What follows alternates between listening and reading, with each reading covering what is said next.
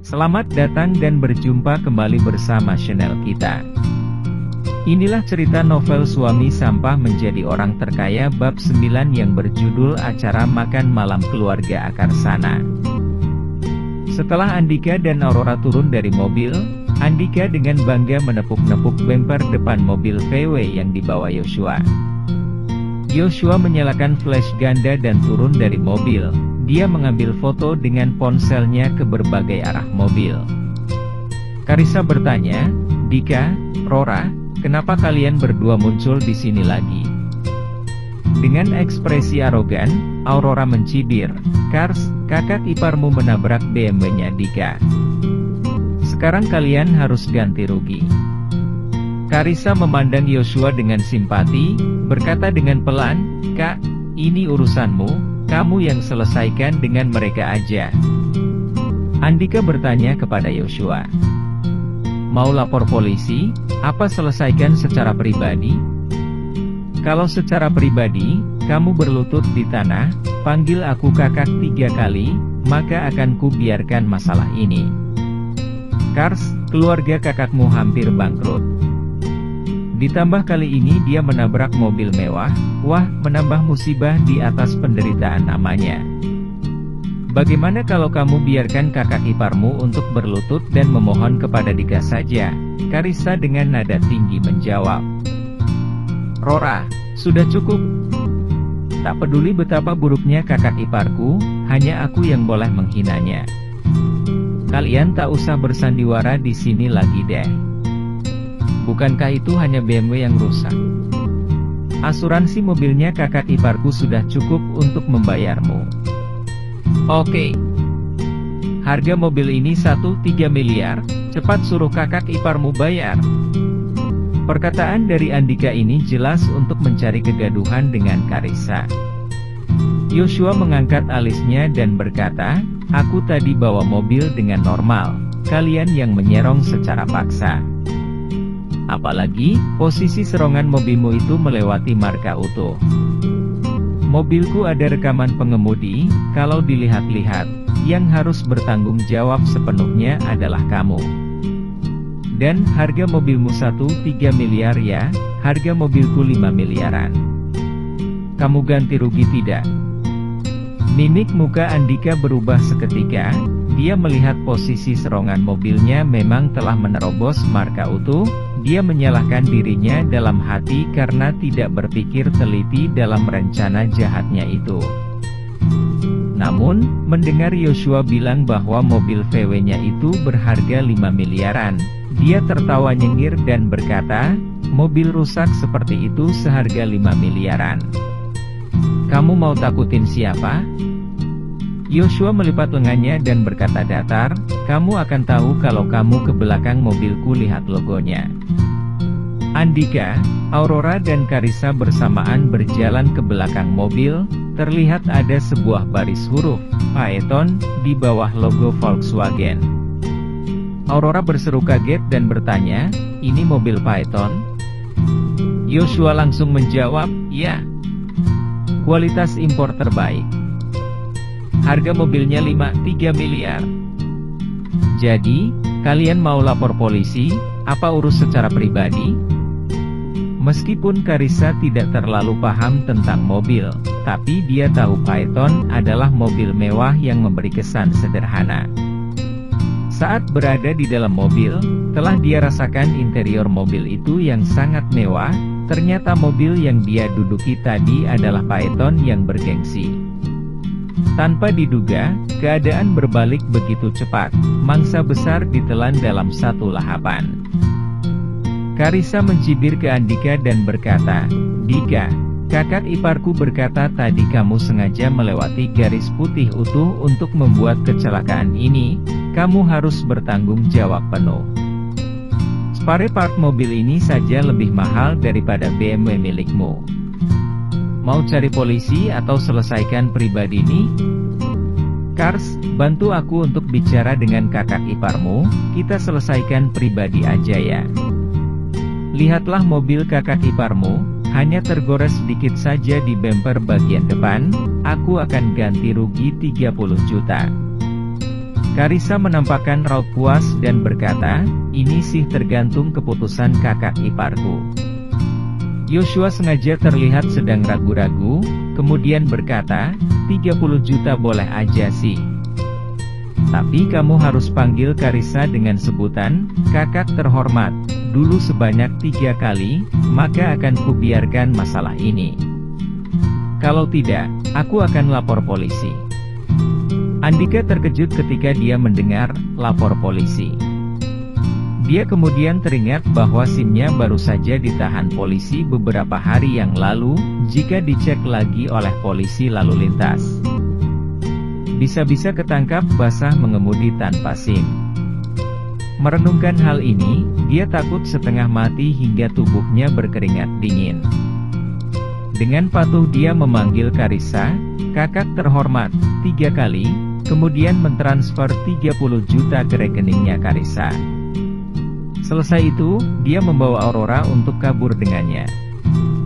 Setelah masuk ke mobil lagi, Yosua sambil menyetir, bertanya basa-basi pada Karissa, "Kars, teman sekelasmu itu ada penyakit ya?" Karissa tertawa terkekeh-kekeh dan berkata, "Haha. Ya, sakit jiwa."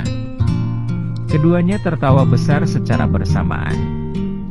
Setelah saling bertukar pandangan, wajah cantik Karissa kembali terlihat dingin. Dia berkata dengan datar, "Kamu tampil baik kali ini. Tapi jangan berpikir kalau aku akan mentidakuimu sebagai kakak iparku ya. Lalu kamu masih memanggilku kakak ipar. HNNG. Aku kan tidak ingin kehilangan kesan yang baik di depan orang luar. Dan, kalau kamu bisa berpikir demi kebaikan kakakku, tolong ceraikan dia secepatnya."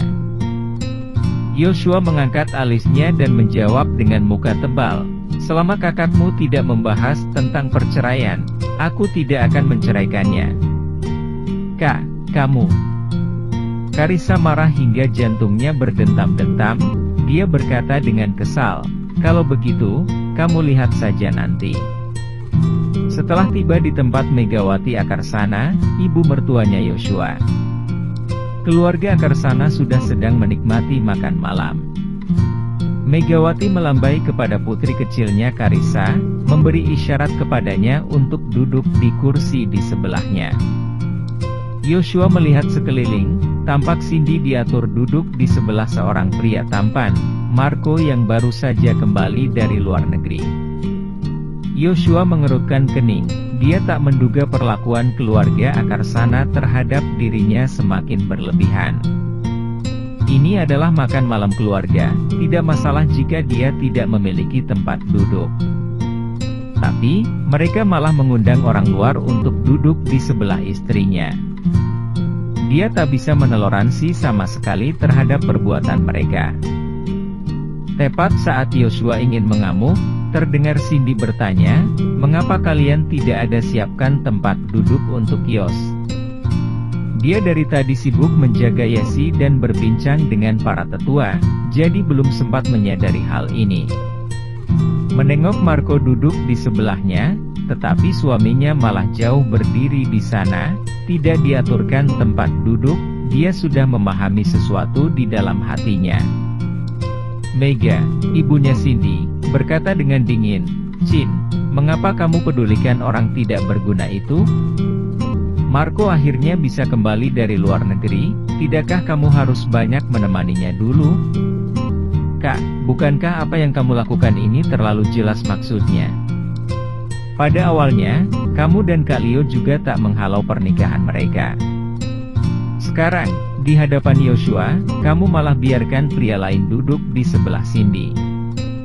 Ini sih, kelihatan banget diskriminasi sama orang miskin. Mar, jangan sok campur urusan orang deh." Mega memelototi adiknya dengan tatapan marah. Di keluarga Akarsana, neneknya Cindy mempunyai 4 anak kandung.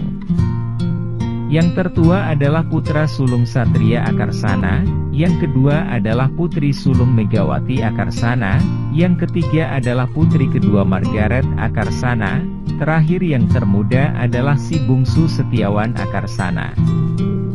Yoshua sudah lama mengenal betul orang-orang di keluarga ini, semuanya suka memandang rendah orang lain. Cindy meletakkan sumpitnya, membawa anaknya ke sisi Yoshua. Dengan wajah dingin, dia berkata, "Jika kalian memang tidak berencana untuk membiarkan suamiku duduk bersama, untuk apa aku menghadiri acara makan malam ini? Tak usah ikut pun tak apa." Putra sulung keluarga Akarsana, Satria menegurnya dengan marah. "Hei, dasar anak tak tahu sopan santun. Nenekmu masih duduk di sini." Sebagian besar orang yang berada di sini adalah para tetua. "Mengapa kamu bersikap lancang di sini?" Mega berkata kepada putrinya, "Cindy, segeralah meminta maaf dengan nenek dan pamanmu, ya." "Aku tidak bersalah, mengapa aku harus meminta maaf?" Margaret mencela dan berkata, "Chin, kami melakukan ini untuk kebaikanmu sendiri. Apa gunanya bersama lelaki payah itu? Dengarkan Bibi, kamu duduklah dengan patuh. Begini, ambilkan beberapa lauk untuk Yoshua, biarkan saja dia makan di ujung sana." Pada saat ini, wanita tertua dari keluarga Akarsana, Nenek Cindy bersuara, "Cukup. Tambahkan saja satu kursi lagi di sini." Tidak ada yang berani mengelak dan tidak menuruti perkataan Nyonya Besar Akarsana. Si adik ipar Karissa melirik Yoshua sebentar, seolah mendapatkan bisikan dari hati. Dia bergerak pergi memindahkan kursi, memisahkan tempat antara Cindy dan Marco. Tidak tahu mengapa, meskipun Karissa tak menyukai Yoshua, tetapi dia lebih membenci Marco berkali-kali lipat. Marco adalah seorang pria yang memiliki hati yang licik dan tidak bisa ditebak. Nenek Cindy berkata, "Meskipun keluarga Akarsana bukan keluarga dengan otoritas tinggi, tapi bagaimanapun juga, kita ini juga termasuk keluarga kaya di kota Medan. Alasan mengapa hari ini aku memanggil kalian semua ke sini adalah meminta kalian agar bisa mendukung Satria dalam menguatkan bisnis keluarga kita. Sekarang kemerosotan ekonomi memberi dampak yang tak kecil pada bisnis keluarga kita. Aku dengar, pebisnis top di kota ini, Kusuma Group telah memenangkan tender dalam proyek perencanaan pembangunan kota baru. Sebagai mitra lama Kusuma Group, untuk mengerjakan proyek sebesar ini, sampai detik ini pun kita belum mendapat kabar tentang rencana kerja sama dari mereka. Aku curiga, mereka sudah menemukan mitra kerja yang lain. Kalian harus cepat bertindak, pergunakan semua koneksi yang kalian punya, wujudkan rencana kerja sama ini. Keluarga Akarsana tidak meminta kalian untuk jadi yang paling sempurna. Yang paling penting saat ini adalah mempertahankan usaha yang ayah kalian turunkan ini." Mendengar Kusuma Group disebut, Yoshua dan Cindy saling memandang. Tak disangka, bisnis keluarga Akarsana sedang menghadapi kesulitan, sedang berusaha mencari perlindungan di bawah markas besar, Kusuma Group. Bersambung. Jangan lupa share, like and subscribe.